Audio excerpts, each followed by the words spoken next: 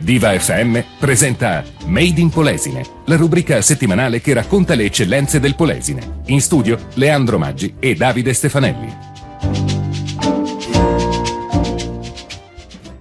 Siamo ancora pronti per iniziare come sempre, come ogni giovedì, una nuova puntata di Made in Polesine. Io sono Davide Stefanelli, buongiorno. Leandro Maggi che sta lavorando sulla regia. Eccola qua. Leandro Maggi. Che c'è la lampada proprio che mi copre, mi prende gli occhiali. Eccolo qua. Adesso sì. Benissimo, dai. Dicevo, una nuova puntata di Made in Polesine, come sempre su Radio Diva e anche su Made in Polesine Web TV. Allora, un'altra settimana è passata, tutto bene, insomma, una settimana abbastanza tranquilla, senza cose di rilievo. Però hai visto che in velocità si è arrivati a regime? Sembra ieri che eravamo il 15 agosto, adesso invece siamo già oberati da impegni. L'unica roba che manca, sai cos'è? Sì. Skate. Come sempre, lo sapevo. Si lavora, però manca questa piccola particolare, ma è una congettura. Detta con il dialetto, skate. Vabbè, dai. Allora, dai, andiamo a leggere subito i titoli che andiamo ad affrontare questa settimana all'interno di Made in Polesine. Allora, il primo, vecchia ma non li dimostra. Assolutamente no. Poi chiese e musei, festa del riso a Portotolle, poi Adriaqual Festival. Bel titolo Adriaqual, però molto... fatica a dirlo però. Adriaqual, sì. Poi pesca abusiva, problema, il risorto. Ecco qua, questi sono i titoli di oggi di Made in Polesine. Brevissima pausa, ci prepariamo come sempre, sistemiamo un po' di cosine qui sul nostro studio e partiamo. E siamo così rientrati e siamo pronti per iniziare la puntata di oggi di Made in Polesine. Il nostro primo argomento, parliamo di vecchia ma non li dimostra. Chi è? Allora, è il Delta, fondamentalmente, perché abbiamo già parlato la volta scorsa, però ne parliamo perché effettivamente il giorno 16 è il compleanno del Delta, quando sono finiti i lavori del taglio di Portoviro, lavori che sono durati 4 anni, che festeggiamo 417 anni di questo avvenimento, di questo evento. Perché ne parliamo? Perché tra l'altro alternativamente, ma ultimamente più l'isola di Ariano che Portoviro, però tra Portoviro e Taglio di Po si è sempre celebrato questo periodo. Certo. Taglio di Po lo sta assieme a Corbola e Ariano nel Polesine stanno celebrando con gite sul Delta, con una serata di gran gala che sarà sabato 18. Però siccome quella serata lì la presento io, mi sono un po' preparato. Sì, sei andato un po', hai studiato, ecco, hai fatto i compiti. Quello che mi ha stupito è la grandezza di quel periodo di Venezia e la grandezza di quel periodo del papato. Praticamente la storia ci insegna che Venezia aveva paura che, avendo Federico I, mi sembra, deviato il Reno sul Po, praticamente stavano insabbiando tutta la laguna di Venezia. Il papato stava investendo molto sulla la sacca di Goro, e qui per fare concorrenza a Venezia, quindi c'è tutto un intreccio politico ma anche di intelligence, di agenti segreti. È una cosa affascinante, successa 400 anni fa. Quindi se volete magari saperne di più, sabato proviamo a spiegarlo attraverso anche le parole non solo di un filmato di Cecchi Paone, ma anche con l'aiuto di Diego Crivellari. Ed è una cosa interessante proprio capire quanto era forte e quanto erano in competizione il papato e la Repubblica di Venezia.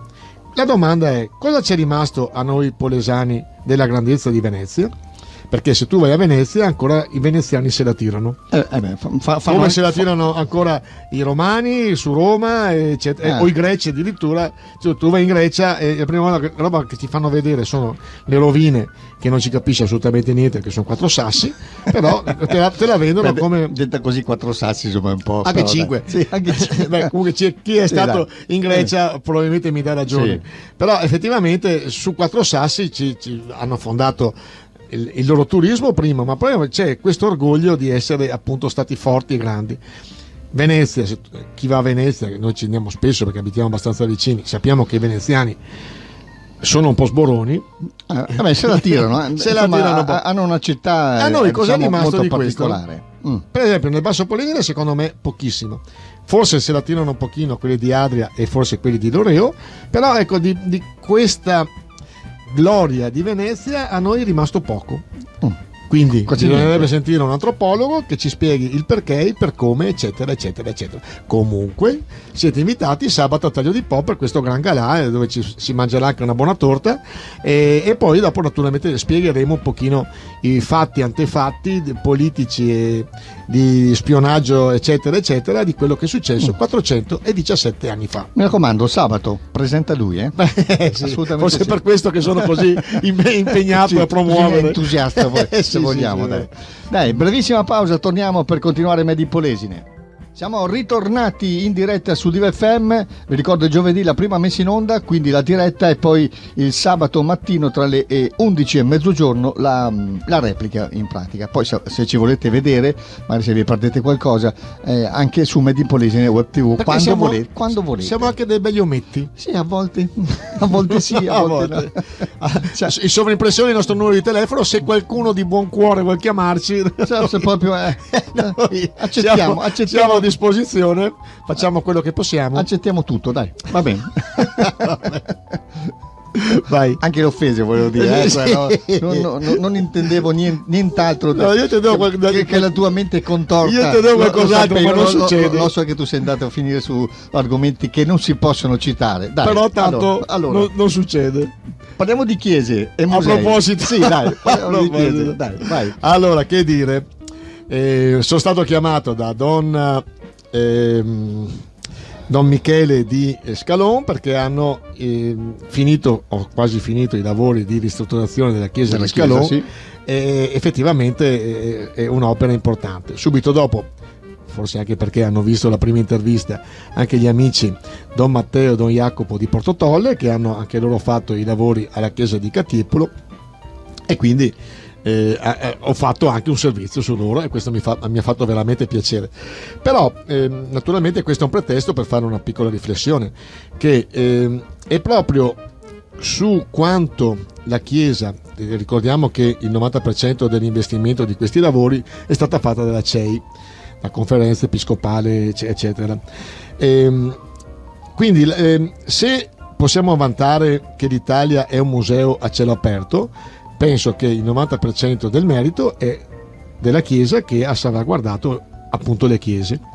Vabbè, questo sì, sicuramente qualsiasi sì. chiesa che noi visitiamo, del più piccolo paese sperduto alle chiese romane col fasto romano, sono tutte straordinariamente interessanti, straordinariamente belle, hanno all'interno dei capolavori che resti a bocca aperta, e naturalmente è quasi sempre gratis e gratuito, e quindi omaggio alla chiesa, alla chiesa romana, che riesce a gestire questo patrimonio che, secondo me, se fosse in mano ai privati l'avremmo già perso. Sì, sarebbe già andato Probabilmente l'avremmo già venduto in malora, come si dice. in malora. Quindi chapeau. Naturalmente invitiamo a visitare queste due chiese. Ricordiamo che l'11 ottobre viene inaugurata o riaperta la chiesa di Scalon dopo i tanti lavori fatti, mentre il 26 di settembre quella di Catiepolo, che ha già finito, hanno rifatto un sacco di cose ed è bella da vedere. Visto che stiamo parlando di cose importanti, visto che abbiamo detto che in ogni chiesa c'è qualcosa di straordinario, io con l'amico Doriano Mancini sono andato a vedere la chiesa di Scaranello. Scaranello non è una frazione, è un borgo ormai disabitato, completamente disabitato, che è nel comune di Portoviro, diciamo tra Pisani e Portolevante. E c'è un crocefisso che secondo me è un'opera d'arte straordinaria, perché è fatto con due come si chiamano, due chiodoni, da noi si chiamano le cavicce, non mi ricordo, Sì, non so come si possono possono chiamare, però siccome l'abbiamo messo anche nei social e tutti sono veramente rimasti stupiti della bellezza di questo manufatto, quindi per dirvi che effettivamente la Chiesa ha conservato cose che altrimenti fossero andate in mano a qualcun altro le avremmo perse inesorabilmente. Quindi ogni tanto bisogna parlare bene anche della Chiesa, siccome quando c'è da attaccare qualcuno, la Chiesa è una delle prime cose, una delle prime, sì, la Chiesa, sì. I preti, però, eccetera, dai, sono una delle prime cose da attaccare. In questo caso dobbiamo solo fare complimenti e per fortuna che esiste. Che esiste e che dà la possibilità a questi musei, praticamente, diciamo, perché sì, le chiese sono veramente musei, di esistere e di continuare anche a esistere nel pieno splendore. Ecco. Ricordiamo tra le altre cose c'è a Santa Maria in Punta, che è una frazione di 300-400 anime, uno degli organi più antichi e più importanti che esistono in Veneto. La chiesa di Loreo, che ci sono dei dipinti e dei manufatti straordinari, la chiesa di Adria, che è anche quella meravigliosa, non ultimo la rotonda di Rovigo, che vi consigliamo di visitare visto che l'hanno riaperta. Quindi, che dire, abbiamo la fortuna di abitare in un paese straordinario, cerchiamo di conservarcelo. Bene, dai, siamo un po' lunghini quest'oggi, abbiamo adesso acceleriamo. Sì, abbiamo esaurito i nostri primi 2 argomenti, ci sentiamo tra poco. Siamo sempre noi, quelli di Made in Polesine, Davide Stefanelli, Leandro Maggi, questa è Radio Diva, e adesso, miei cari, restiamo sempre nell'ambito del nostro ben amato Polesine, del nostro bel amato Delta, e parliamo della festa del riso a Porto Tolle. Ecco, sono 3 giorni, 17, 18 e 19 di settembre, quindi siamo adesso, e quindi vi consigliamo di andarla a vedere, perché è la festa del riso che viene fatta ormai da 11 anni dal comune di Porto Tolle, e viene quest'anno a Cabonelli, che è una tenuta appunto a Scardovari, a Bonelli che è a sua volta un borgo di Scardovari, e quindi vi consigliamo magari di seguire. Ci sono spettacoli, ci sono storie, c'è presentazione di libri, eccetera eccetera. Allora, intanto facciamo i complimenti al comune di Porto Tolle, che per questa festa sta investendo, secondo me, fior di soldini, ed è giusto, perché nella conferenza stampa sia la vice sindaco Silvana Mantovani, che diciamo che è un pochino il deus ex machina di questa manifestazione, che il sindaco Pizzoli, dicevano che è vero che Porto Tolle è votata alla pesca in questo momento particolare, ma ricordiamo che Porto Tolle fondamentalmente ha una vocazione agricola importante, che il riso fa parte di quelle eccellenze del nostro territorio per le qualità organolettiche che ha il nostro riso, e quindi è giusto celebrarlo. Complimenti, che dire, bravi anche per l'investimento che stanno facendo, bravi anche gli sponsor che hanno seguito e stanno seguendo questa manifestazione. Un piccolo rammarico, secondo me, doveva essere fatto coinvolgendo tutto il territorio del Tino. Però questa è un'altra storia. Tra l'altro, nella conferenza stampa, se vi fa piacere seguirla su Made in Polesine, il vice sindaco spiega appunto questo, che in ogni caso tutto il Delta è rappresentato dai risicultori.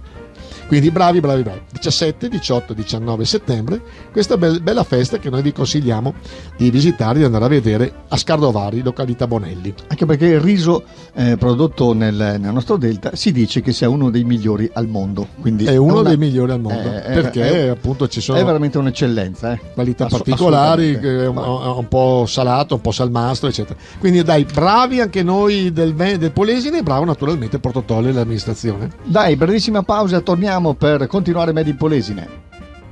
E siamo così ritornati in diretta come sempre su Radio Diva, e adesso siamo pronti per continuare la nostra puntata di Made in Polesine. Parliamo a questo punto di questa manifestazione, si chiama Adriaqual Festival.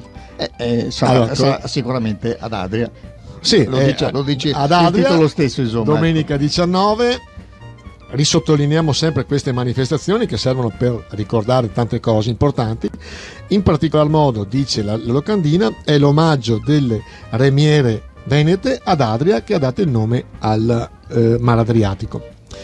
Secondo me è una bella manifestazione organizzata da gruppi remieri vari e soprattutto dal proloco di Adria, quindi brava la nostra amica Letizia Guerra, che tenacemente resiste e fa lavorare molto bene questa proloco, e anche questa vi consigliamo di seguirla. Più o meno alle 17 di domenica ci sarà appunto questa regata. Abbiamo visto negli spot la remiera di Chioggia, ci sarà una remiera di altri posti, altri paesi, quindi bella manifestazione.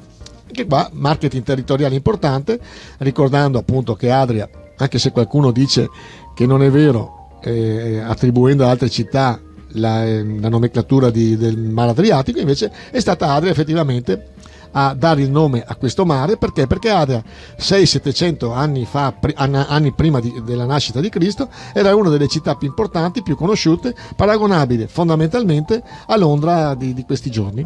Quindi veramente motivo in più agli adriotti sì, di tirarsela.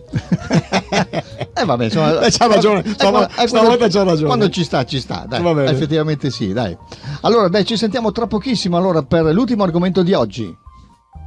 E questo, miei cari, è l'ultimo argomento di oggi, ma diciamolo sempre, non per questo meno importante, perché è arrivato per ultimo, assolutamente no. Parliamo di pesca abusiva, problema irrisolto. È una cosa questa che ormai va avanti da parecchio, e penso sarà un po' difficile anche debellarlo. Purtroppo c'è stata la sentenza di una pesca abusiva di vongole nel sito di Marghera, quindi un sito inibito alla pesca perché altamente inquinato, eccetera eccetera eccetera. Fatto sta che 125 persone e 6 società sono state come si dice sanzionate, non solo, sono comunque sotto inchiesta, ecco. Sì, ma non penso sia proprio sotto inchiesta, penso sia già proprio definitiva la sentenza. Praticamente hanno pescato queste vongole e le hanno vendute e messe in commercio senza i dovuti parametri di controllo sanitario, eccetera, che devono avere queste vongole. 125 persone, quindi 125 pescatori probabilmente, ma la cosa che ci fa più specie, 6 società, tra l'altro i nomi delle società ci sono nei vari giornali, sono società importanti del nostro territorio con fatturati di milioni di euro e che purtroppo sono caduti nell'inganno, sono caduti nel fascino del guadagno facile. Esatto, sì. E questo purtroppo, visto che parliamo sempre di eccellenza, cerchiamo di parlare delle cose importanti del nostro territorio, abbiamo sempre avuto la paura che questo oro grigio che sarebbe le vongole eccetera potessero finire. Certo, qua quando fai queste cose finisce sì il fascino delle vongole. Certo, sì. Quindi concentriamoci su questo, speriamo che non succeda più. E speriamo soprattutto che le aziende che hanno fatto questo non lo facciano più, vengano sanzionate in maniera esemplare e soprattutto che ci sia più rispetto per un prodotto che è DOC eccetera e che è conosciuto nel mondo. Se facciamo conoscere il nostro prodotto in questo sistema, nel giro di pochi giorni, come si dice in italiano stretto, ci sputtaniamo. Esatto, sì. Sì, poi c'è anche il fattore, diciamo, proprio alimentare, insomma, non ultimo che potrebbe essere tossico, ecco, sono tossiche, quindi non fanno sicuramente bene alla salute di chi dovesse mangiarle, insomma. Esatto. Quindi oltre che essere pescate di frodo, diciamo, però sono anche pescate in una posizione dove è severamente vietato farlo per questi motivi. Dai, ci sentiamo tra pochissimo per i saluti finali.